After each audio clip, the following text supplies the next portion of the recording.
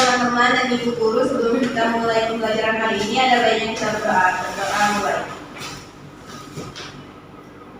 Berdoa selesai. Ibu absen dulu ya. Siapa yang hari ini tidak hadir? Hadir semua. Alhamdulillah, berarti kita dalam keadaan sehat semua. Ada yang tahu kita pembelajaran kemarin kita belajar tentang apa? Eksplanasi. Iya benar, kita kemarin belajar tentang apa itu teks eksplanasi. Sekarang kita akan belajar tentang bagaimana cara meringkas teks eksplanasi. Nah, sebelum meringkas teks eksplanasi, kita harus tahu dulu anak-anak bagaimana langkah-langkahnya. Nah, yang pertama itu kita harus membaca dulu keseluruhan isi teks, kemudian kita lihat apa judulnya, kemudian kita temukan apa kata kuncinya, kemudian kita tentukan ide pokok, dan kemudian kita susun pokok isi teks itu menjadi sebuah ringkasan. Nah, di sini Ibu ada sebuah teks. Nah, Ibu minta kalian baca. Coba Nazika baca. Sumber energi panas. Benda yang dapat menghasilkan energi panas disebut sumber energi panas. Sumber energi panas dapat kita jumpai di alam. Salah satunya adalah matahari. Matahari merupakan sumber energi panas terbesar. Semua makhluk hidup memerlukan energi panas matahari. Energi panas matahari membantu proses pembuatan makanan pada tumbuhan yang disebut sebagai fotosintesis. Makanan yang dihasilkan dari hasil fotosintesis menjadi sumber energi bagi makhluk hidup lainnya termasuk juga manusia. Terima kasih Nazika. Nah, selanjutnya coba kalian lihat gambar pertama, ada gambar apa? Ikan. Itu bapak nelayan lagi jemur ikan, Bu. Iya benar, ini ada seseorang yang sedang menjemur ikan. Kemudian gambar kedua gambar apa anak-anak? Jemur pakaian. Iya benar, ini jemuran lagi menjemur pakaian. Nah, selanjutnya paragraf kedua, siapa yang mau baca? Saya. Baik, Bu. Energi panas dapat menerangi bumi sehingga udara di bumi menjadi hangat. Dalam kehidupan sehari-hari, energi panas matahari dimanfaatkan dalam berbagai kegiatan manusia. Misalnya, panas matahari digunakan untuk mengeringkan padi setelah dipanen, mengeringkan garam, mengeringkan ikan asin, bahkan untuk mengeringkan pakaian yang basah. Oke, selanjutnya paragraf ketiga. Coba baca Kanaya. Lanjut. Cobalah kamu gosokkan kedua tanganmu selama 1 menit. Apa yang kamu rasakan sekarang? Sekarang ambillah sebuah mistar plastik. Kemudian gosok-gosoklah pada kain yang kering selama 2 menit. Lalu sentuhlah permukaan misteri itu. Mistar itu apa yang kamu rasakan? Setelah kamu melakukan 2 kegiatan tersebut, apakah kamu merasakan panas? Energi panas dapat dihasilkan ketika terjadi gesekan antara dua benda. Pada kegiatan di atas, gesekan antara kedua telapak tanganmu dan gesekan antara mistar dan kain dapat menimbulkan energi panas. Baik, selanjutnya paragraf terakhir. Siapa yang mau baca? Baik, coba sana baca. Selain matahari dan gesekan antara dua benda, energi panas juga dapat diperoleh dari api. Pada zaman dahulu, orang mendapatkan api dengan cara menggosokkan 2 buah batu yang kering sampai keluar percikan api. Selain itu, nenek moyang kita dahulu menggunakan kayu kering, lalu digosok-gosokkan dengan tanah yang kering sampai keluar api. Ternyata gesekan dua benda antara 2 batu kering dan gesekan antara 2 kayu kering dapat menghasilkan energi panas berupa api.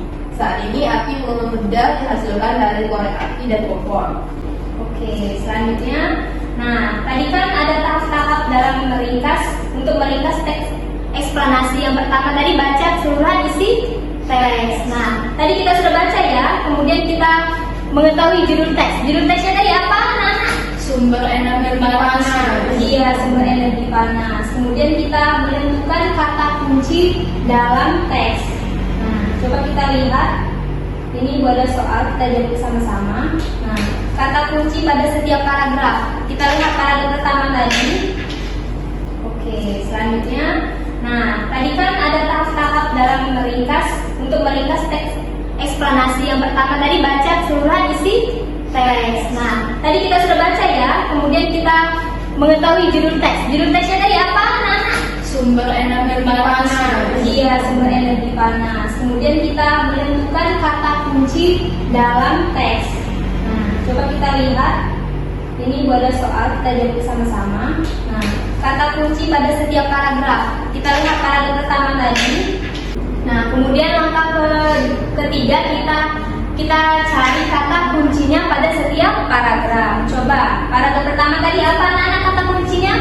Energi panas, sumber energi, sama fotosintesis. Paragraf kedua, Energi panas, sama kegiatan manusia. paragraf ketiga, Energi panas, dihasilkan dua benda. terus paragraf terakhir. Energi panas dan api. Baiklah, kita sudah melakukan semua langkah-langkah dalam meringkas teks eksplanasi. Selanjutnya ibu ada soal. Ini lembar EKPD akan dibagikan per kelompok. Kalian bentuk kelompok dulu. Bentuk 3 kelompok. Satu kelompok itu terdiri dari 3 sampai 4 orang. Kelompok 1 itu Sana, Aul, Karol. Kelompok 2 Nazika, Kanaya, dan Nadila. Kemudian kelompok terakhir Nadia, Resi, dan juga Fani. Ini dibagikan lembarnya.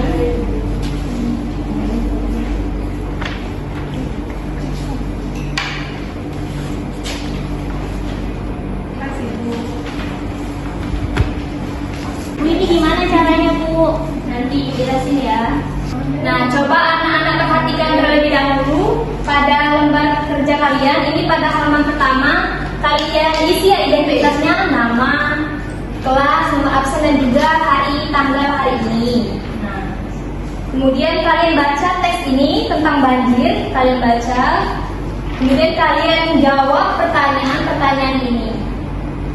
Nah, Ibu beri waktu 15 menit ya. Baik, Ibu.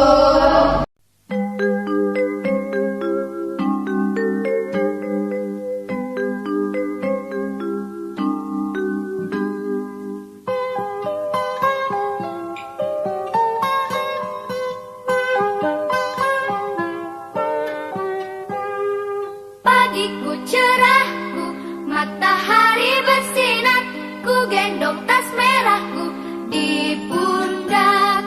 Selamat pagi semua, ku nantikan Apakah sudah selesai, anak? Sudah tahu. Sekarang Ibu minta setiap kelompok itu ada perwakilan 1 orang untuk maju ke depan untuk membacakan hasil kerjanya. Kelompok 1, Saya, Bu. silakan baca. Soalnya apa judul bacaan di atas? Jawabannya itu banjir.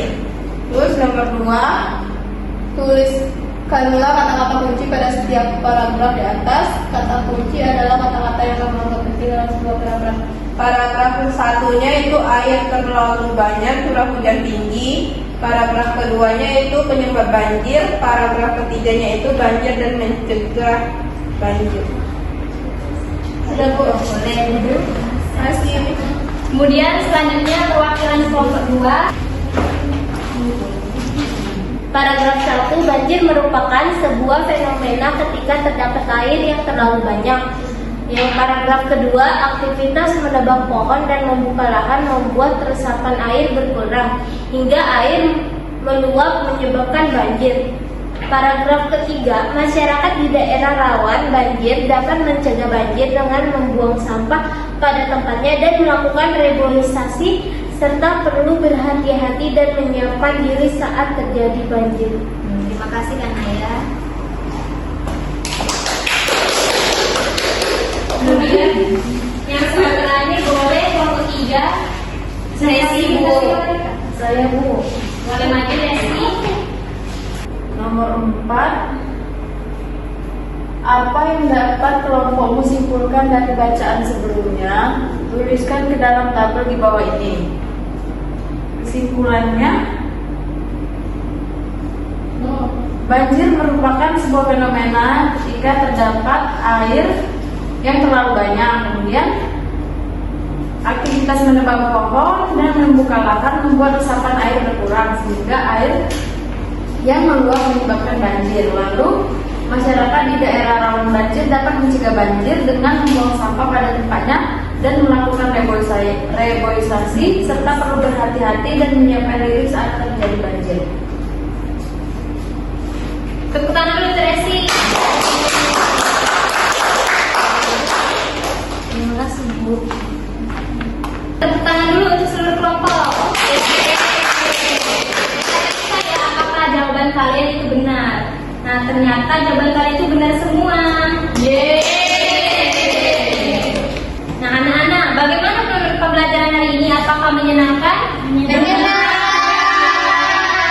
Apakah ada kesulitan selama belajar, selama mengerjakan soal tadi? Tidak ada. Nah, itu mau tanya. Jadi kita hari ini belajar tentang apa? Belajar tentang kualitas teks deklarasi Bu. Iya, benar sekali. Apa saja langkah-langkah yang harus kita lakukan untuk meringkas teks deklarasi? Yang pertama membaca keseluruhan teks. Ya, kemudian Mengetahui judulnya. terus Menentukan kata kunci di dalam teks. ya, lalu yang keempat Menentukan ide pokok. yang terakhir Menyusun pokok isi teks. menjadi dasar. yang benar sekali. Tepuk tangan dulu kita semua. Selanjutnya Ibu ada teks, ada soal evaluasi. Nanti kalian kerjakan di rumah ya. Ya Bu. Cek Bu. Baiklah anak-anak, sebelum kita menutup pembelajaran hari ini, kita berdoa dulu. Coba siapa yang mau memimpin doa? Nadia. Coba Nadira memimpin doa kita. Mari teman-teman kita berdoa. Berdoa dimulai.